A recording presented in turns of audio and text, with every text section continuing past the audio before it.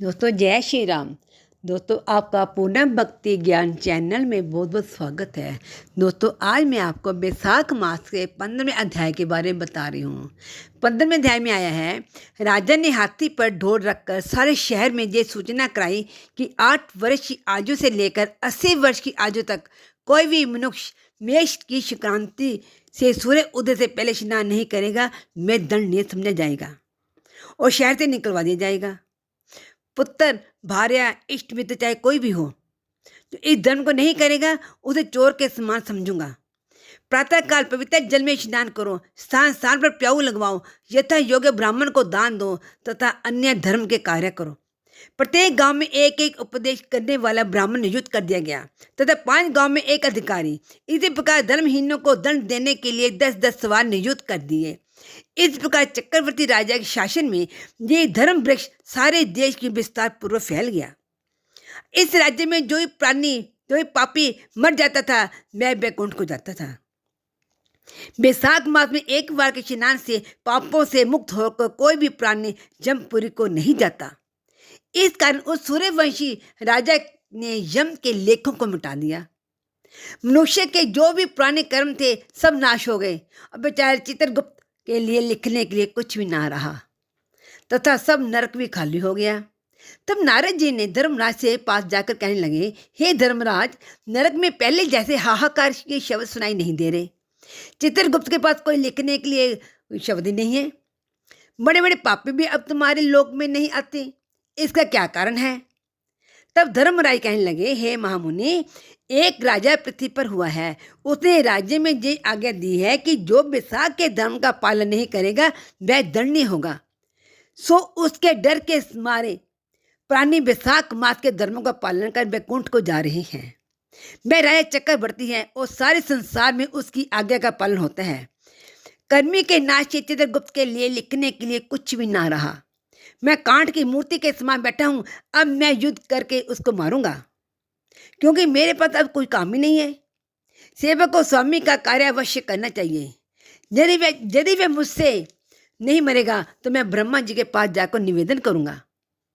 इस प्रकार नारद जी के कहकर जम राय मृत्यु लोक जरा आदि सब सेवकों को दूतों के साथ ले दंड धारण कर भैंसों पर चढ़कर पृथ्वी पर आए और सिंहनाद करते हुए राजा की नगरी में चारों ओर से घेर लिया, जिससे समस्त प्रजा अत्यंत भयभीत हो गई। राजा विजय सुनकर कि जम ने पुरी को घेर लिया है, अपनी सेना से जाकर नगर से बाहर आया। फिर दोनों में ऐसा घोर युद्ध हुआ कि रोमांच खड़े हो गए। राजा ने थोड़ी देर में मृत्यु, काल, रोग तथा जमराज को दूसरे दैत्यों को मारकर भगा दिया। तो भैंसों पर चढ़े सवार जमराज स्वयं राजा के सामने आया और विषण गर्जना करके राजा पर बाण चलाने लगा। तब राजा ने 3 बाणों से उसके धनुष को काट दिया। अब जम ढाल तलवार ले राजा के सामने ले चला आया। तब राजा ने उसकी ढाल तलवार भी काट दी। काले सर्पों की तरह फुंकार मारता हुआ क्रोधित हो एक बाण यम के मस्तक पर मारा। तब जमराज ने क्रोधित होकर अपना दंड उठाया और ब्रह्मास्त्र के अभिमंत्रित करके राजा पर छोड़ दिया। उस समय बड़ा हाहाकार मच गया। तब विष्णु भगवान ने अपने भक्त की रक्षा हेतु सुदर्शन चक्र छोड़ा, जो युद्ध स्थल में आदंड में युद्ध के ब्रह्मास्त्र के निवारण करता हुआ धर्मराज को मारने लगा। ये देख राजा भयभीत होकर चक्र की स्तुति करने लगा, हे भगवान विष्णु के हाथ से आभूषण सहित जो तुमको नमस्कार है। हे विष्णु के भूषण, आपको नमस्कार है। भगवान तुमको सारे लोगों की रक्षा के लिए दान करते हैं, क्योंकि जो देवता के द्रोही हैं तुम उनके काल हो। हे जगत पिते, ये जम की रक्षा करो। ऐसी स्तुति सुनकर चक्कर जम को राजा के पास छोड़कर स्वयं वैकुंठ को चला गया। फिर जमराज उदासीन होकर ब्रह्मलोक में ब्रह्मा जी के पास गया। उसको इस प्रकार देखकर सब सभापद विस्मित होकर आपस में कहने लगे कि यम का जहाँ पर कैसे आना हुआ, कि ब्रह्मा जी के दर्शन को तो नहीं आया। इसको तो कभी क्षण भर में भी अपने काम में अवसर नहीं मिलता। देवता तो कुशल सी हैं, ऐसी बात ना कभी पहले देखी है ना सुनी है। ये सब कह ही रहे थे, सभी प्राणियों के स्वामी और सूर्य के पुत्र जम ब्रह्मा जी के चरणों में इस प्रकार गिर गए जैसे जड़ से कटा हुआ वृक्ष नीचे हुआ पृथ्वी पर गिरता है।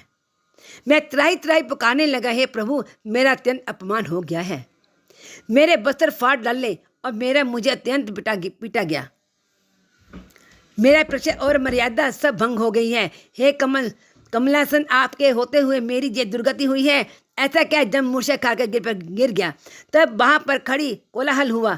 तब पवन ने आकर ब्रह्मा जी को आज्ञा अनुसार उस सब की वाणी रोक दी और अपनी विशाल भुजाओं से जम को उठाया और उसे आसन पर बिठाकर कहने लगे, हे जम, किसने तेरा अपमान किया है? सो सब वृतांत तुम ब्रह्मा जी के सन्मुख कहो, जो सबके पिता में है, वे तुम्हारे दुख दूर करेंगे। जब जम ने पवन के ऐसे वचन सुने तो जमराज ब्रह्मा जी के मुख से तरफ देखकर अत्यंत दीन स्वर से सत्यता पूर्वक सब बातें कहने लगा। ये था 15वें अध्याय का महत्व। जो इसे मतलब पढ़ता है, सुनता है, उसके सभी मनोहर होते हैं, सभी पाप कट जाते हैं उसके। जो इसे पढ़ा है, सुना है, उसका बहुत धन्यवाद। जो सब्सक्राइब करें, लाइक करें, शेयर करें। जय श्री राम, जय श्री राम। स्वस्थ रहो, मस्त रहो।